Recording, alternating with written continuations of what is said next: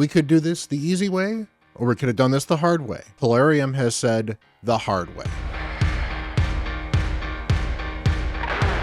Hello everyone, Bront, CatHerder here. We're having some fun talking Raid Shadow Legends, and first of all, shout out to Polarium for bringing this video to you guys. They are absolutely amazing. They help sponsor some of this content and help make sure that I can bring wonderful, wonderful Raid Shadow Legends stuff to you. No filter, just, helping me out a little bit, and I appreciate them. They are amazing.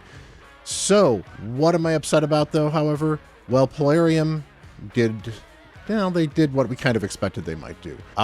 We were unsure if we were going to be doing the fusion on this account or not, and on my main account. I'll certainly do a video on the main account for probably tomorrow. This will probably drop Saturday morning. The other one will drop Sunday morning. And yeah, this fusion, I've got plenty of sacreds. As you can see, I've got 18 as of Friday morning. I actually was looking, and I think I'm probably going to be okay for them because I'm going to get 2 more of them within the next week or so from the daily logins. I'm also going to get a Vizix. That's kind of nice too. So in fact, I think I'll get Vizix in time for the champion chase. So I'll have a Void Legendary guaranteed for the champion chase. So Friday night, Saturday night, Sunday night, Monday, Tuesday, Wednesday, Thursday, Friday, Saturday, Sunday night. So Sunday night, I will get myself a Vizix, and that will be the final capstone to the champion chase, which will be absolutely amazing. So that's actually kind of cool. So yeah, I'm not going to have to pull any shards from the champion chase. I've got so many other things stored in the bank that I will be able to do that part of the fusion without a problem. So that brings me to how many sacreds do I have to pull to get it done on this account? Well, we're going to look here at the Summon Rush, and Polarium did us kind of dirty. 35 for Glade Wolf. They made this 7 sacreds for this one. Now they'll say, oh, he's a void rare. He's worth... No, he's not. He's a rare. Still a rare. Yes, he's technically a little rarer because he's a void. No, this is a little excessive. The fact that this could have easily just been 6, or even this the 3200. If this 3200, I would have been even less upset. But this is atrocious. This is one of the most expensive epics I have seen.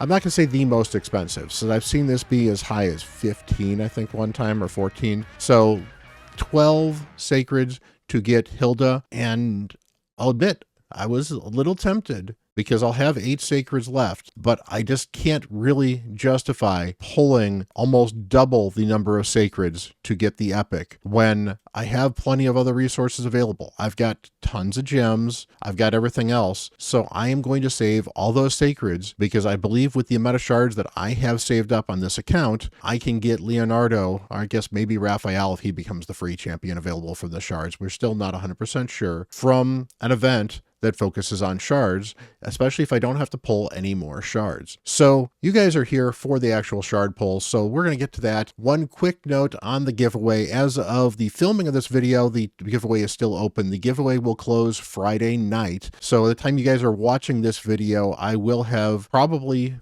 either, well, maybe I won't have figured it out right by the time this video starts, but at some point in time on CatHerder, tomorrow for me, today for you, I will have pulled and tried to reach out to the winner, and we'll work on seeing if the winner's there. So if you won, you will probably receive a notification of a response on YouTube, and hit me up in Discord, and we will discuss how to prove that you are the correct winner of the account, and then we can have the account giveaway. So we'll see. I will be recording that just to make sure that you guys get a chance to see who wins that, and I'll throw it in a video at some point in time just so you can see who won, and we'll make sure that hopefully that person actually claims it, and if not, we'll rerun it again. So with that said, let's pull some shards because I know that's why you're here. So we've got some pretty good champions here available for the Summon Rush. Now, Donatello, great champion. If you don't have a Donatello, this is the one you should be pulling for if you're doing this fusion. Partially because he's a limited time champion, but honestly, he's also possibly the best champion here. Well, yeah, other than maybe one of the other ones we're talking about. He's just one of the best champions here. They're all really, really good, though. Freya, very good champion. Kaja, very solid champion. Probably the worst of these 5 here, and still a very good champion, a good speed booster, a good reviver, very good for the Bannerlords faction, especially if you don't have a legendary reviver. She is a great reviver and does some other cool stuff as well. Elva was very, very big in consideration for this account because she gives you the cleanse, which is great. She gives you the block debuffs and the increased speed. She is a boss in Chimera. She is one of the best Chimerian champions in the game, in my opinion, especially if you can get her in 9-piece protection. And she would absolutely help this account. She's very, very useful. But Admiral Blacktusk here gives me some ally attacking and some other stuff. We're not going to go in the entire kit, but he is also the faction unity champion, and I have not had a faction unity champion either of the two accounts I've been running all year. I used to have a TX on my other account that I gave away, so I now no longer have any of them. So I would love one. He is hard to get because you can only get him when he's at these rate ups, and I don't have any really good ally attackers. I've got a Morgaine and a Diana, but those are the epic ones that do only 3 extra people to join in, so they are not a full team ally attack, and this would be my first full team ally attack. Now, as far as the epics are concerned, Ugo is really good. I've got 2 of them built already. Doom Priest is really good. I haven't built the one I have, but I do have one to build. In fact, she might get built sort of for this champion training or the next champion training. We'll see. So we're going to go with Duden.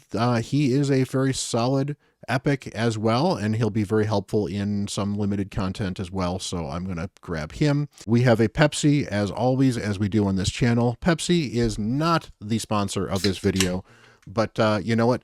They could be. Just think about it, Pepsi. Make it happen. Everybody in the comments wants that to happen.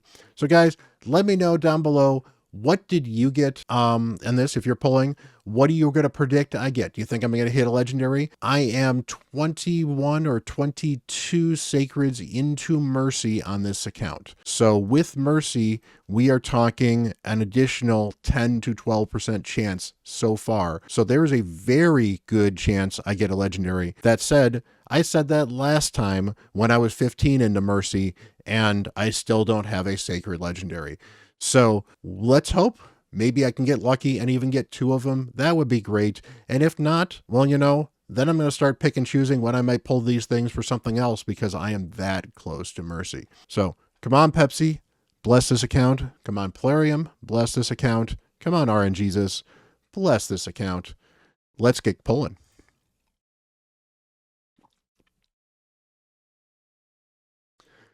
A Ruella. I have a Ruella already. She is absolutely amazing. Triple hitter A1 with some turn meter stealing. Not a lot, but it's good. But because it's a steal, it makes her very effective, however. And then we've got the triple hitter with 3 different debuffs here. Very, very good.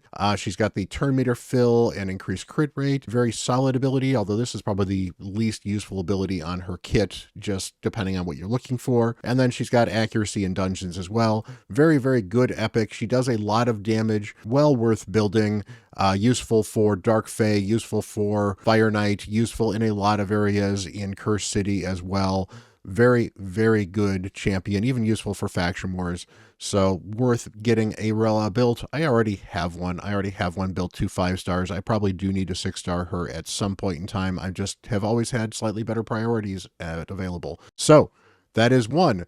We're pulling 6 of these bad boys, maybe 7, because, you know, we'll see. Yeah, let's keep pulling.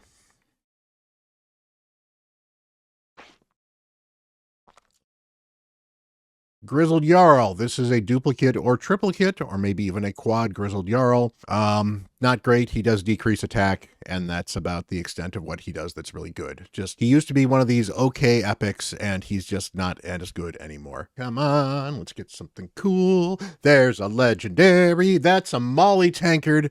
That is, you know, not bad. On this account, that's good because I don't have a Dwarf Reviver, and Molly Tankard is a beast. Actually, this is actually really good because I am struggling for provokers in Hydra. So you know what? I am not going to complain. It is not Admiral Blacktusk, but it is still a good legendary. So Molly Tankard, well, you know, she's not super fast, but she's not bad. She's got an A1 here, attacks one enemy, damage increasing by 50% of the target if they're under an HP burn debuff. Yeah, that's okay. She doesn't put HP burn out, but, you know, hey, not too bad here. Defense-based damage, which means you can build her for deep tanky and she'll still actually do a little bit more damage. You're not going to be building her for damage, even if this one can smack pretty hard.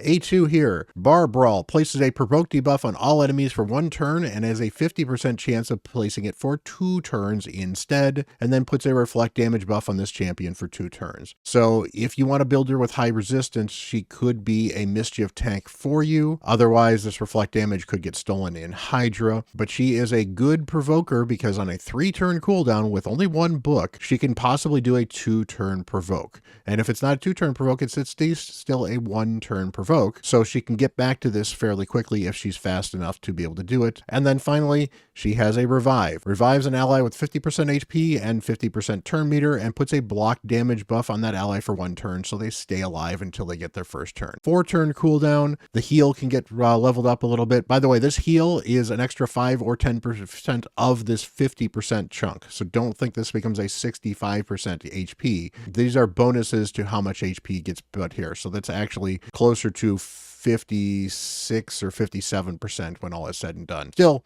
good revive, not great, but a good revive. And if you don't have a reviver in the dwarf faction, very, very good champion. Now, unfortunately, she does not have a lot of healing on her kit, which makes her a little hard to deal with for a faction that doesn't have a lot of healing in general. So you do have to keep that in mind, especially when you're dealing with like hard faction wars. But I use her in my hard faction war teams that I believe has gotten all the way to stage 20 on the dwarves. And she's a good champion for that faction. Finally, and this is what actually makes her really good, fills turn meters of all allies by 15% when this champion is hit, fills the turn meter of all allies by 25% when this champion is hit by a boss. Now this has a 1-turn cooldown, so it can only trigger once, but she gets 25% when hit by a boss. Well, you know who's a boss? Hydra. 25% bonus turn meter, and then all allies includes her. So basically, every time she gets hit by one of the heads of the Hydra, everyone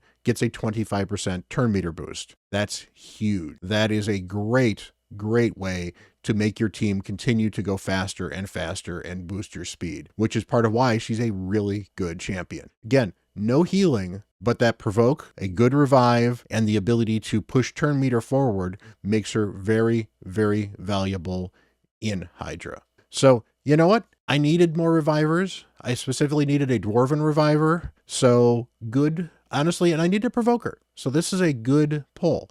Is it a great pull? I don't know. Technically, she is available from the what's it called? For life tokens for the token trader. She is available there, but that means you have to get 5 or 6 duplicates that you are willing to sacrifice to get her. So on this free-to-play account, that's not happened yet, and honestly not likely to happen anytime soon. So pulling her means I've got her. I don't need to worry about that anymore. So I don't have to even be tempted to do that with some duplicate legendaries. And hopefully I don't have tons of duplicate legendaries because, you know, non-duplicate legendaries means I've got a variety of champions. So we have 3 or 4 more shards to pull. We'll call it and see. I'll pull 3 more shards and then we'll take a look and see. I think honestly I'm probably going to call it at 6 and then use my mystery shards for the last stretch because honestly I need some extra fodder for my champion training. So that will give me some extra fodder for champion training and save me 1 sacred shard. And 1 sacred shard could be all the difference. So, all right, let's get something else cool. That would be amazing.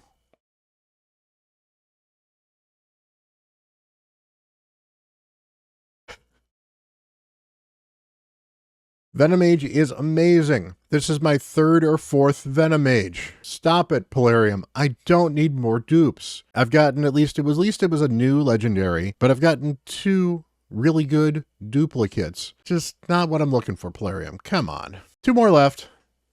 So many epics I really would like. Hey, you know, might as well get the dude on rate up. So, dude in the runic, welcome to the squad. He has a cleanse on his A1, which is why he's really good. It doesn't sound great. It's only a 50% chance, bookable is 60% chance, but he does a counterattack on himself and a taunt. So he's likely to get attacked. And that's a 3-turn cooldown. It's only a 1-turn taunt, unfortunately, but he's got the counterattack on there anyway. So AoEs will still trigger him and the strengthen. And yeah, so he's going to be constantly cleansing your team because he's taking counterattacks as well. You probably want to build him with some pretty high resistance so he doesn't get CC'd or lose those buffs. And yeah, he'll constantly counterattack and cleanse with that A1. And then he's got a decently chunky shield based on his max HP. And he is a chunky dude. So hey, one more. Let's get pulling. Here's something cool. Polarium, what did I just say about duplicates? I don't even need a duplicate Knights Revenant at this point in time. My Knights Revenants are full because I'm getting so many epic duplicates, and I just can't get these new champions. I just want a new champion, Polarium. Come on! You know, Doom Priest is amazing, though, and it's all about this passive. Good, chunky heal, 7.5% of their HP. Put her on Relentless Gear, and this heal happens every time she takes a turn, and a random debuff cleanse at the start of this champion's turn as well. She is super good for so much content.